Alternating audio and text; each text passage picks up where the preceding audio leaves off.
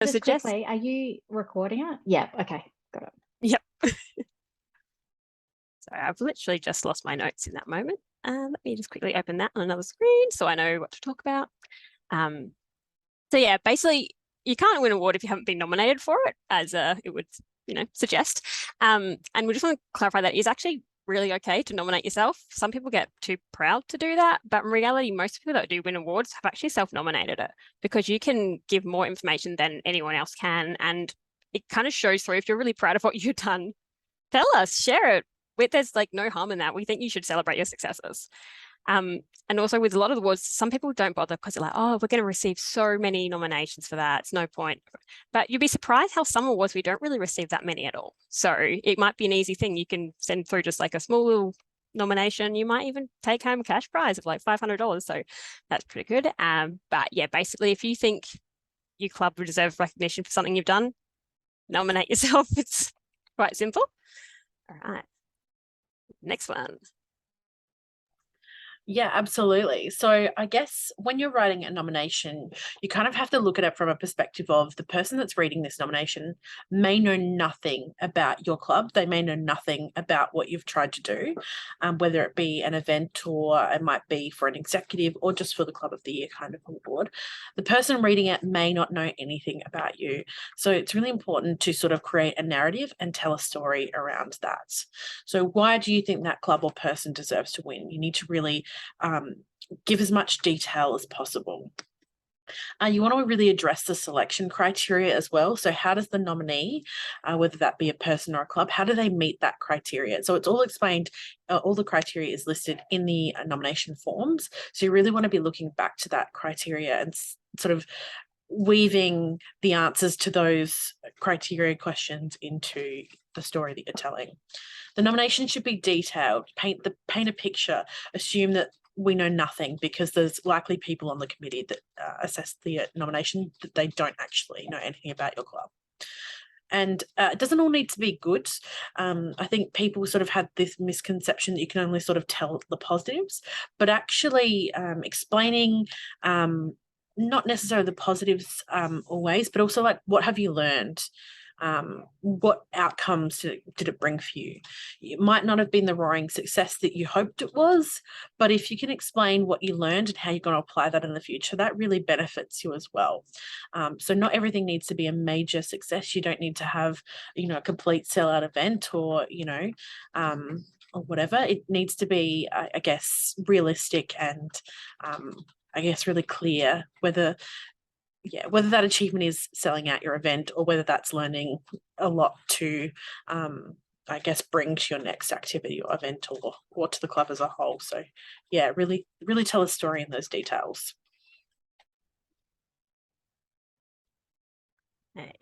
Next up, we've got it's quality, not quantity.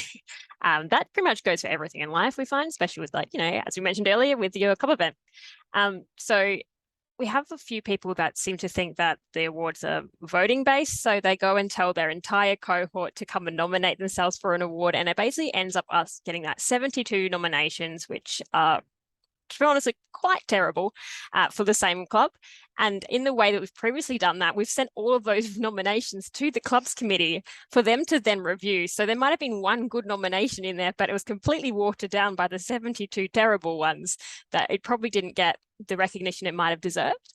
So we definitely recommend focusing on the quality of the nomination. And that's where it goes back to as well, self-nominating sometimes is a good thing because as much as you're proud of it, you can tell someone to nominate you and they'll send something through like, oh yeah, good club does stuff on campus.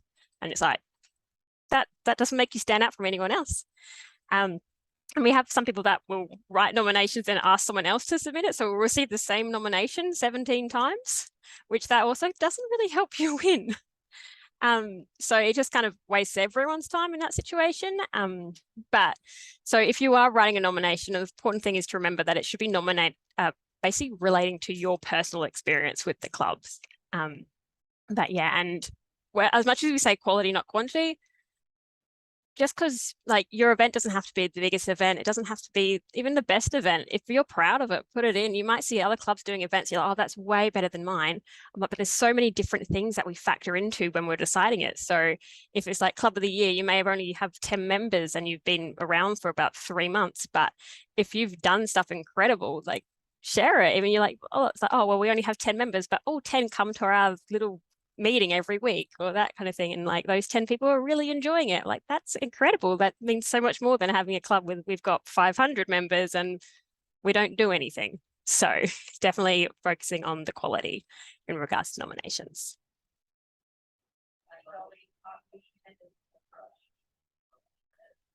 %. So our next tip is to vote for the People's Choice Award. So particularly as you're a relatively new club, you've got your tips up on screen there. Particularly as you guys are a new club from psychology, you may not be aware of the People's Choice Award. So in the People's Choice Award, you get the option to vote for 3 different clubs, assigning your first choice 3 points and your second choice 2 points and your third choice 1 point. So we count a tally of those votes, those points, and the club with the most points will take home the People's Choice Award. It's kind of Eurovision style, Eurovision inspired, because we're big fans.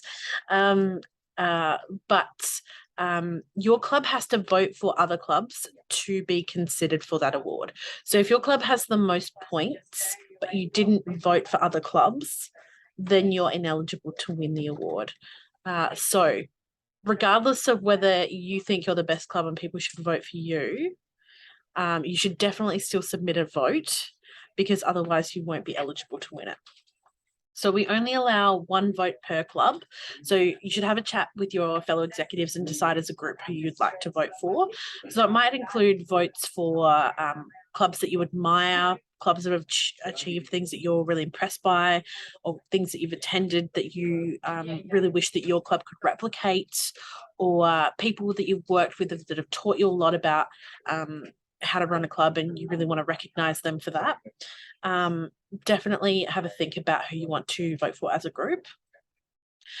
You must vote for 3 different clubs. You can't assign all of the points to the same club, so you can't give them a total of 6 points. That's not how it works. And obviously you can't vote for your own club. It's about recognizing other people's work. So something to keep in mind when you're submitting those. The point is to vote for other groups that you think deserve recognition. So really focusing on who else do you think deserves an award of some kind. And again, it's not about necessarily being the biggest or the best. It's about who you guys admire as a group.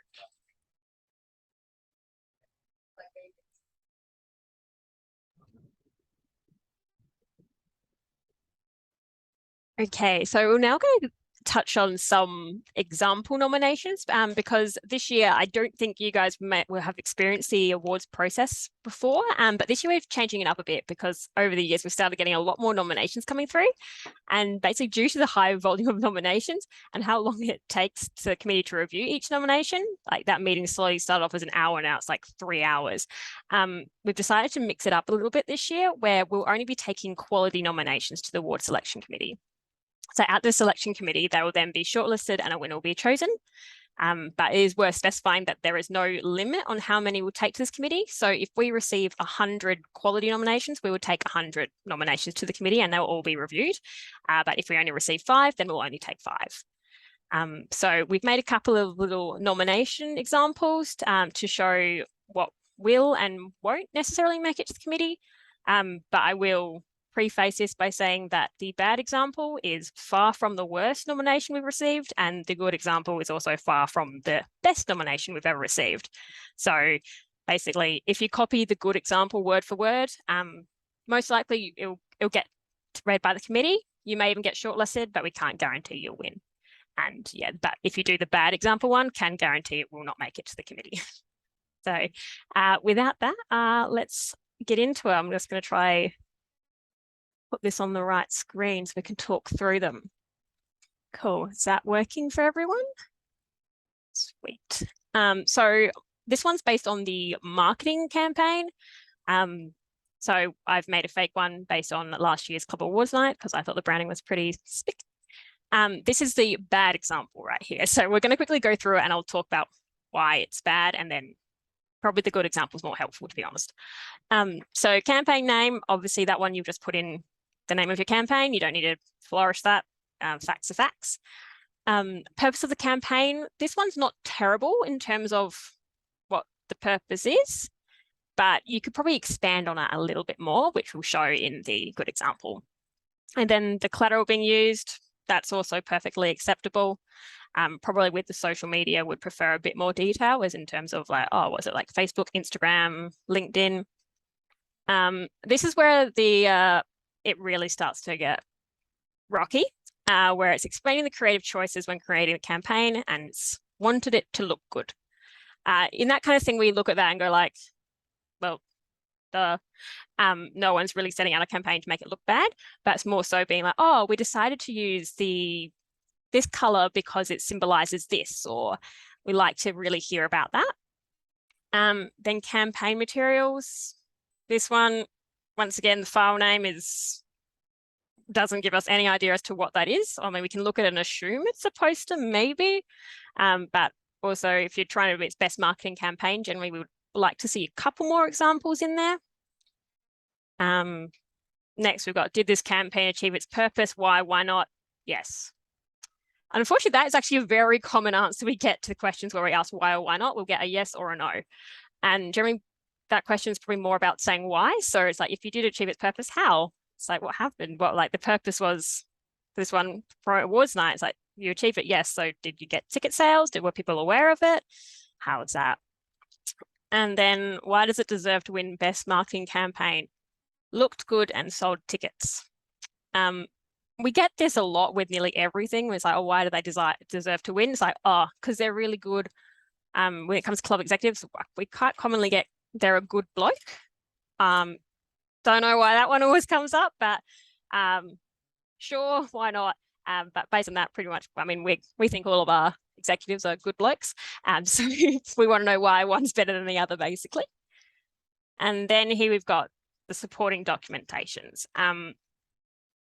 Basically, with this one, the main issue is that we've already seen it. So it's kind of like doubling up unnecessarily. And also, there's no, like, while it supports the documenting, we generally like to know how it supports it. So just including it there makes no reason. And then we've also just got here a random screenshot of an email, basically going, we printed posters, going, cool, but that's actually not tied into your thing anyway. So maybe think about it from the concept of, if you're writing an assignment and the supporting documentation is kind of your references or your appendix, that you generally want to refer to them earlier on in the things, in the nomination, so we can look at it and be like, oh, okay, that's that. So yeah, basically this one wouldn't make it to the committee purely because it gives us no information to work on and it offers nothing beyond what every other nomination is going to be. So we like to see some kind of competitive edge, which I'll now code onto the good nomination. So this one, we've got the purpose of the campaign. This is a two-parted campaign. The first part aimed to get people to nominate for awards, and the second part aimed to get people to purchase tickets for the awards night itself. So right away, we've already got more information about what this campaign actually is, and we can see that some thought went into this, and we're like, oh, okay, now I get what they're trying to do. So it's creating a bit of that story, that picture. And then we've got the collateral that was used. So for the first part of the campaign, for the nominations, we promoted it to a wide audience using posters, social media posts, and articles in our newsletter. For the second part of the campaign, ticket sales, we narrowed our target audience to club executives, so promoted it directly to them using a purely digital campaign of social media posts, direct emails, and newsletter articles. So once again, kind of illustrating a bit more of it, and you're getting a bit more of the thought process behind why certain decisions were made. And then we've got explain your creative choices when creating the campaign. So after the increasing success of the past few events, we wanted to keep the existing branding from 2020, supporting documentation number 1. But freshen it up to tie it in with the existing club's branding. We incorporated the birds and colouring from the club's branding, supporting document number 2, removing the green so it gave it more of an evening feel. So in that, you've got not only reference to the supporting documentation. So if we go down to the bottom, you'll see that there's the supporting documents. So we can go look from that, oh, okay, that's what that is, and we can sort of fact check their claims almost. In this situation, some people like to say, actually, no, sorry, that's later on, but when it's a successful campaign, they're like, oh, we had heaps of people come to our event, or a lot of like, we had 300 people check out our Facebook event page. But then there's no screenshot showing those 300 people went there. So we're sort of like, is that true or false? We don't know. So it's sort of a good way to really support your claims. Then we'll move on to the campaign materials, where you can see there's an invitation, a newsletter article, a poster, and a social media post. So that way kind of we get an example of all the different collateral that's already been mentioned earlier on in the nomination. Did it achieve its purpose? Why not? Yes, we received a record high number of 268 nominations and sold all 150 tickets, with 134 people attending on the night. So there we've got a lot of data, which is really beneficial. The committee loves to receive data. It's a good way to really win us over, especially if you can support that with evidence. So potentially in this situation, you may even be like, we sold all 150 tickets. You might want to include a screenshot of, say, like your Eventbrite or your ticket sales to show that they were all sold. That can be good as well. And even with that, we received 268 nominations. You might want to include a screenshot that shows all the nominations you received to really flesh it out. And that would probably make this example nomination better than what we've created.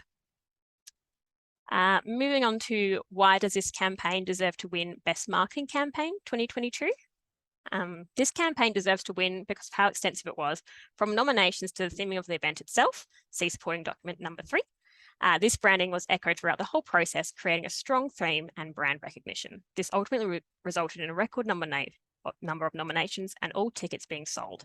And once again, in the supporting document number 3, there's some couple of pictures there that show the event theming of the event. So what makes this one good, and one that we would definitely take to the committee, is the fact that there's data, it's supported by evidence, and it really creates an overarching picture of what this campaign is, what it aimed to achieve, what it did achieve, and also how it looks. And there's like a thought process behind it.